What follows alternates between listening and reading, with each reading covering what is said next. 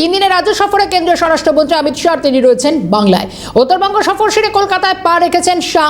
আলিপুরে সৌজন্য করেছেন রাত্রিবাস। আলিপুরে সৌজন্যে রাত্রিবাসের পর করা নিরাপত্তায় মোড়া এই সৌজন্য 3 কিলোমিটার জুড়ে রয়েছে নো ফ্লাইং জোন। আজ সকাল 9:30টায় রয়েছে কর্মসূচি। দলের কোর কমিটির সঙ্গে বৈঠক। সৌজন্য হবে কোর কমিটির গুরুত্বপূর্ণ বৈঠকে থাকবেন অমিত শাহ। গুরুত্বপূর্ণ দিনভর ঠাসা কর্মসূচি। টেলিফোন লাইনে রয়েছেন প্রতিনিধি শান্তন ভট্টাচার্য। শান্তন, বঙ্গে রয়েছেন অমিত শাহ, দিনভর রবিবার ঠাসা কর্মসূচি, জানবো শান্তন।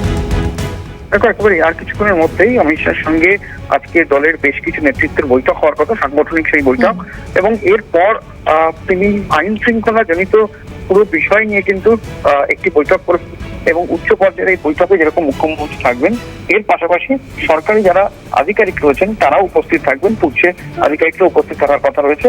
অর্থাৎ রাজ্যের আইন শৃঙ্খলা নিয়ে তিনি একটি উচ্চ পর্যায়ে বৈঠক করবেন এবং এরপরে তিনি চলে আসবেন ন্যাশনাল লাইব্রেরিতে। সেখানে একটি ভাষা মিউজিয়ামের তিনি উদ্বোধন করবেন এবং বিকেলের দিকে আমুলের যে ফ্যাক্টরি রয়েছে সেই ফ্যাক্টরির নতুন যে ইউনিট, সেই ইউনিটের ভিত্তিপ্রস্তর স্থাপন করার কথা রয়েছে এবং আজকে কেন্দ্রীয় স্বরাষ্ট্রমন্ত্রী অমিত শাহর হাত ধরেই এই ভিত্তিপ্রস্তর স্থাপন অনুষ্ঠান হবে এবং বিশ্ব বাংলা কনভেনশন সেন্টারে কিন্তু এই অনুষ্ঠানে যোগ দেবেন কেন্দ্রীয় স্বরাষ্ট্রমন্ত্রী। 3 দিনের যে রাজ্য সফর, তার মধ্যে গতকালই আমরা দেখেছিলাম তিনি শিলিগুড়িতে একাধিক বৈঠক করেছেন।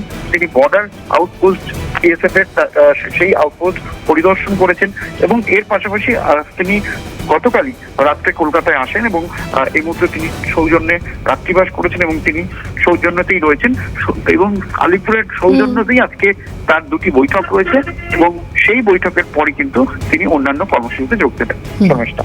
একেবারেই শান্তন, আরো একটা প্রশ্ন, তার কারণ হচ্ছে যে যেহেতু গুরুত্বপূর্ণ, একদিকে আইন শৃঙ্খলা নিয়ে বৈঠকে যেরকম বিশেষ রায়ের নজর রয়েছে, খুব গুরুত্বপূর্ণ যেটা তুমি বললে যে আমুল কারখানার যে এই যে ইউনিটের উদ্বোধন, এটা অন্তত এই বঙ্গে কতটা গুরুত্বপূর্ণ একটা দিক হতে চলেছে শাহের হাত ধরে। একেবারেই খুব গুরুত্বপূর্ণ বিষয়, কারণ এই জুলাই মাসে কিন্তু একাধিক কারখানার শিলান্যাস হচ্ছে। তার মধ্যে লাক্সের নতুন ইউনিট হয়েছে এবং এর পাশাপাশি শ্যাম স্টিলেরও নতুন ইউনিটের শিলান্যাস হয়েছে।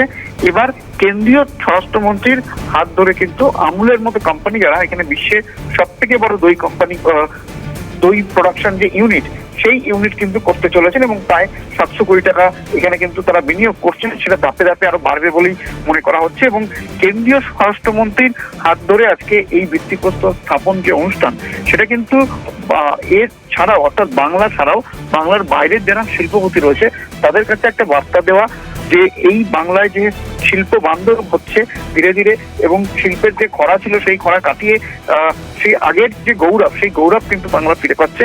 তার কারণ নতুন সরকার আসার পর একাধিক শিল্পপতি তারা যোগাযোগ করেছেন এবং আগস্টের প্রথম সপ্তাহতেই দুর্গাপুরে 4000 কোটি টাকা কিন্তু আরো একটি কোম্পানি বিনিয়োগ করছে এবং এছাড়াও মিৎসুবিশি থেকে শুরু করে অন্যান্য আরো বেশ কিছু বিদেশি কোম্পানি তারাও কিন্তু ইতিমধ্যেই যোগাযোগ শুরু করেছে যাতে বাংলায় তাদের যে বিনিয়োগ রয়েছে সেই বিনিয়োগের পরিমাণ বাড়ানো যায়।